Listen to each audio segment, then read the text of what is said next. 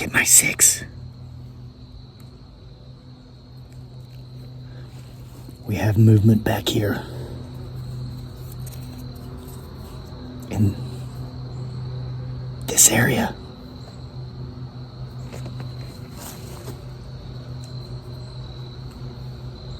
Watch right in the center.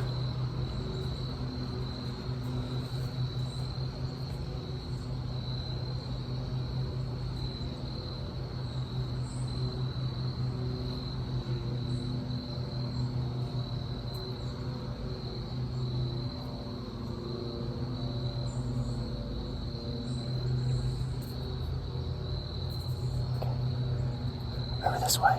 Watch right here. That's it. They're creeping up on us. They are right there. Watch right there. Right in the center of the circle.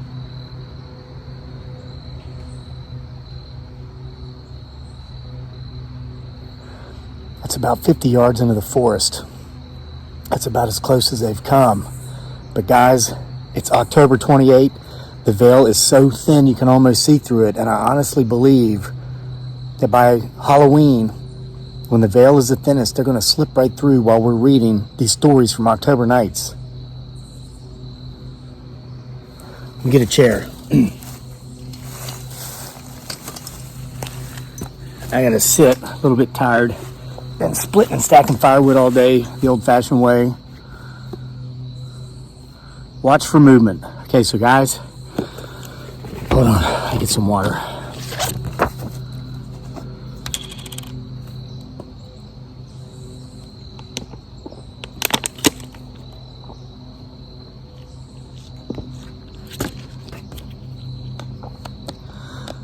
That's right. Bigfoot Sasquatch Files Volume 5 is now available in print and Kindle. Amazon from the link in the description box below. But all month, if you haven't been able to afford the book October Nights, I hope you've enjoyed me reading them to you as we're going to tonight. Now, tonight's story for October 28 is a story called Papa Smurf. And it's dedicated to Joe Lowry in Southeast Florida, who let me know that he is a 77-year-old person living on a fixed income. And I'm assuming Joe is a guy, but I know a lot of women go by Joe too, so I don't want to assume too much here. But Joe let me know that they really appreciate me reading these stories. This story about a man named Papa Smurf, he was a 77-year-old man who lived on a fixed income as well. And we've all heard it said that I know him worth something because God don't make no junk. That goes for everybody, okay? That goes for Joe Lowry in Southeast Florida and everybody else who's watching, who's been hit by COVID or has just had tough times anyway, despite COVID. I'm glad you're here for these stories. I'm more than happy to read them to you, okay? But now, for those of you who are not on a fixed income, help a brother out and go over and get some Bigfoot Sasquatch Files Volume 5, 1 through 5 if you haven't read them yet. So, with no further ado, as my beautiful bride Dearly, aka Giggly Girl, would say, while you watch my 6 and listen for strange sounds, we're going to get into tonight's story. I put it off intentionally late to see what we could capture back here, and I want to make sure I can get it read before it gets dark. All right, getting into grandpa mode here. October 28, Papa Smurf. Everyone's hometown has its town drunk, but there were a few differences between my hometown's town drunk and the town drunks from most other towns. First of all, the man, whose real name was Stanley, wasn't a drunk. He never drank. And no one told their kids to stay away from him, like most parents tell their children in regard to the town drunk in other towns. Rather, they always told us to make sure we were nice to him. We called Stanley Papa Smurf because he looked like Papa Smurf, the cartoon character. Well, that's if Papa Smurf would have been about 6.5 feet tall in white instead of blue. Papa Smurf, our Papa Smurf, not the television show's Papa Smurf, always wore a long trench coat, whether it was winter or summer, and he had snow white hair and a full beard that jutted out at the jaw, just like the cartoon character for whom he was nicknamed. Hey, it was the 1980s, so anyone walking around with white hair and a beard like that was bound to be called Papa Smurf eventually. Though Papa Smurf didn't drink, he did smoke, and he smoked incessantly. You never saw the man without a cigarette, and the man never ran into you without asking for one. He'd always say, "Excuse me, boys," because my friends and I were about 10 years old back then, and we were always together. "Do you have any of those good cigarettes?" What Papa Smurf meant by good cigarettes were cigarettes that hadn't already been smoked. Sadly, Papa Smurf found most of his cigarettes on the ground. Yes, he smoked other people's butts. Stanley had fought his way across Europe with the United States Army back in World War II. He came home and found that his wife had left him while he'd been deployed, and she'd taken his children with her. The man never saw his family again, and I guess that's what drove him nuts. Not so much the war and what he saw there. I remember hearing this story as a child, and I didn't really understand the full weight of it until I came home from Iraq and went through a very near similar situation.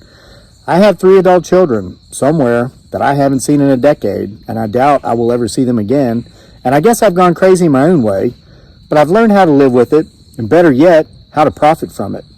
Write books, perform silly shenanigans on monetized social media platforms, etc. It's entertaining, and it pays the bills, but I know what they mean about the clown always crying on the inside. And I have a new wife and a son who've loved me back to life, and with whom I'm perfectly happy, so that at the end of the day, it's all good, but I do know Stanley's pain. I remember one time, while downtown as a child, seeing Stanley bending over and picking up cigarette butts that were being pointed out to him by 2 older boys.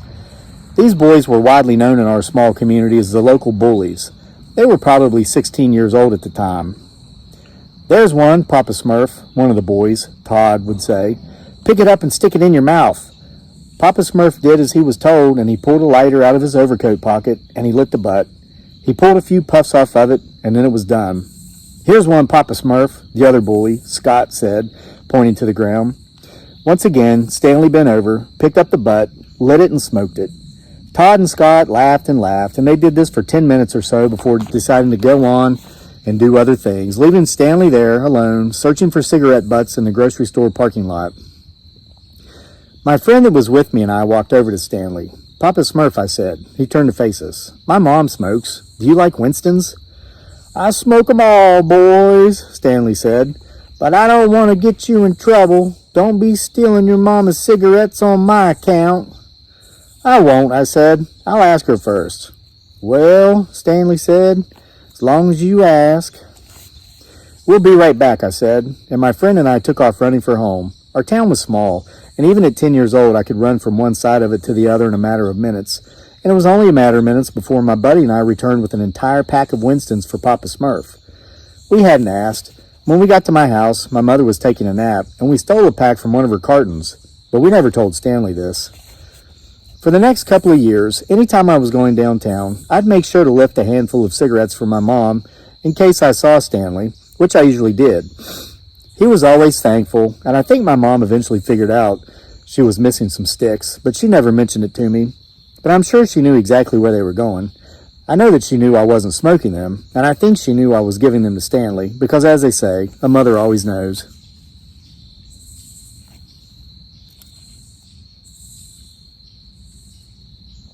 I just heard footsteps so close to me on my left.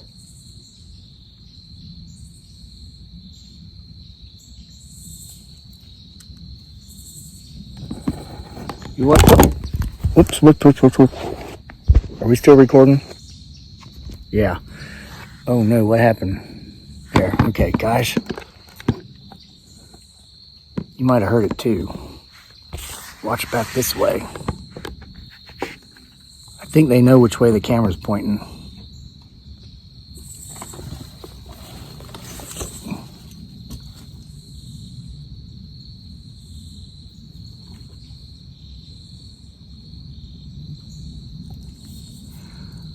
Okay, watch.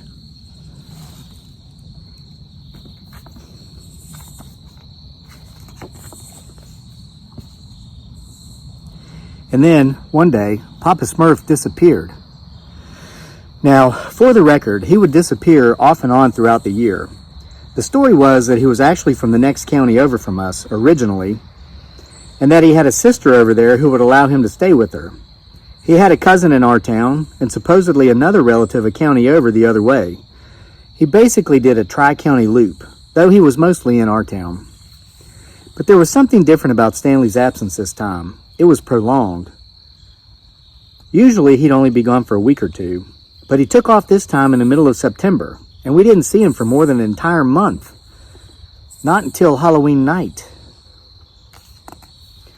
"Hey, you little craps," we heard a voice say from behind us. My buddy and I were on our way home from trick-or-treating. Our pillowcases were full, and we were excited about trading candy.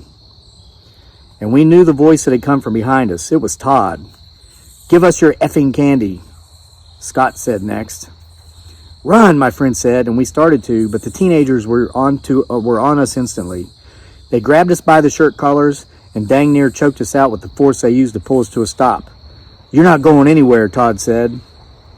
"Come on, honey, let's get out of here," I heard a woman say. I looked over after hearing the voice and saw my old second grade teacher. She'd seen everything that was going down, and as someone who had once held authority over pretty much every child in our town, she could have stepped in and scolded Todd and Scott and saved my buddy and my backside, but she didn't do that. She did not do the right thing, like she'd always talked about in her second grade classroom. She left me and my friend to get pummeled by two boys nearly twice our age and definitely twice our size. To this day, she has no idea who the two little boys wearing those Halloween masks that night were. The two little boys she abandoned for a beating. But I can tell you this, those two little boys to this day, 35 years later, as of this writing, remember her. "Excuse me, boys," another voice said from the darkness after our old teacher had hightailed it. "But do you have any of those good cigarettes?" "Get the F out of here, old man," Scott said, letting go of my shirt collar and turning around to face Stanley, who was approaching us slowly through the darkness. He was wearing his signature overcoat, and man, can I tell you, me and my buddy were happy to see him. "This is of no concern to you." "Why," Papa Smurf said, "what are you big boys a-fixin' to do to these smaller boys?" "We're a-fixin' to take their candy and kick their butts," Todd said. "Y'all ought not do that," Stanley said. "If you don't turn around and leave now," Scott said, "we're going to kick your butt, too." I'm editing out some of the bad words here. "Well, now," Stanley said, "my papa raised me right, and he told me that if I was ever going to be in a fight and I knew there was no way out of it, that I should hit first and hit hard." Todd and Scott looked at each other, trying to look brave in each other's eyes, but even as a 10-year-old little boy, I could recognize fear when I saw it, and that's exactly what I saw in their eyes, not bravery. "But seeing how you boys ain't 18 yet, I guess I can't really throw the first punch without having to worry about going to jail."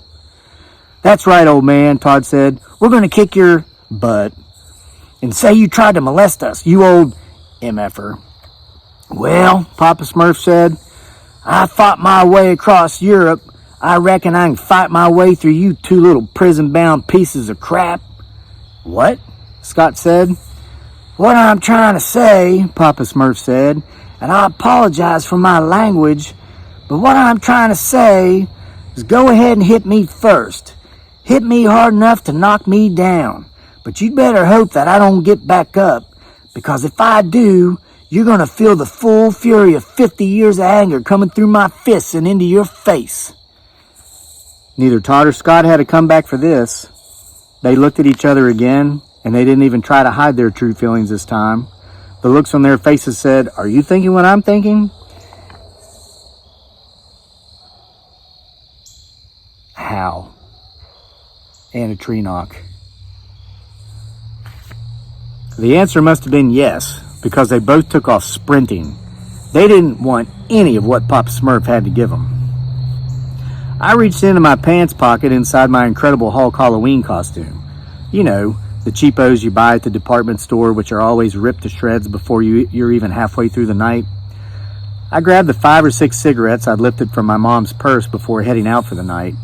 I knew we hadn't seen Papa Smurf in more than a month, but I had my hopes up. "Here," I said, as I handed them to him. "Here's some of those good cigarettes." "Thank you, boys," Papa Smurf said to my buddy and me. He pulled his old lighter out of his pocket of his trench coat, lit a Winston, and then he turned around and headed on his way. "Thank you, Papa Smurf," my buddy and I said in unison. He just saved us from getting our backsides handed to us. His prediction was right, too. Todd and Scott are both in and out of prison on a pretty regular basis all these years later, and despite some of the hardships I've been through, I would not want to trade lives with them for a minute. My buddy and I made it back to my house without further incident. We were sitting on the floor in the living room, trading candy, when my mom came in and shut and locked the door and turned off the porch light for the night. Trick-or-treat was officially over for Halloween. "Wow," she said. "You boys got a lot of candy." "Yep," I said, hoping she wasn't going to mention anything about any missing cigarettes. Like I said, she never did, but my paranoia stretches way back. "By the way," she said, as I handed my buddy a Kit Kat in exchange for a Snickers, to this day my favorite candy bar, "I got some bad news tonight." "What?" I said, looking at my buddy's pile of candy, hoping to see another Snickers. "Papa Smurf's dead," my mom said. My buddy and I looked each other in the eyes and said, "What?" "Yeah," my mom said. "Cindy from the next street over told me about it when she brought her kids by trick-or-treating. He'd gotten sick, so he went to his sister's. She took him to the hospital and they put him in hospice. He had pneumonia, but what was bad was that his lungs were eaten up with cancer. They kept him sedated on morphine so he didn't suffer, but he finally passed away." "When?" I said, and my buddy and I had not dropped our eye contact with each other the entire time my mom had been speaking. "Last night," she said. "What a shame. The day before Halloween." Another distant howl. My mom walked the bowl of remaining candy she had into the kitchen. My buddy said, "I'm going home," and got up and walked out of the house, and he didn't even take his candy with him. I did the right thing and made sure he got it the next day, and to this day, we've never discussed what happened that Halloween night. They say that Halloween, or All Hallows Eve, is the night that the dead return to walk the earth for 3 days before returning to their graves on November 2nd, or All Souls Day. It looked like Stanley wanted to return and say thank you to a couple of kids who'd looked out for him and perhaps hex a couple who hadn't. My mom, who stopped smoking entirely, by the way, a short time later, thought it was a shame that Stanley had passed away only one night before Halloween. My buddy and I, though sad to see Stanley go, as were all of us in our hometown, thought that if he had to go anyway, his timing had been pretty good.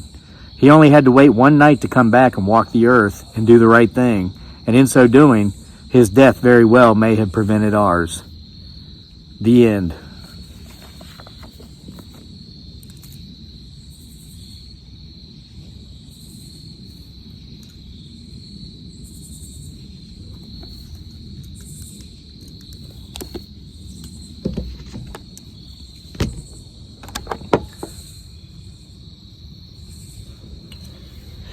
So Joe Lowry and everybody else who has been enjoying these readings from October Nights, 31 Tales for the Halloween season. I hope you enjoyed that one as much as you have the others. Guess we only have 3 to go.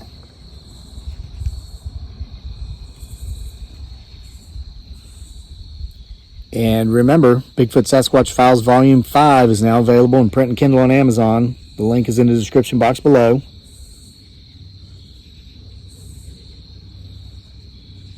We'll see you for more next time.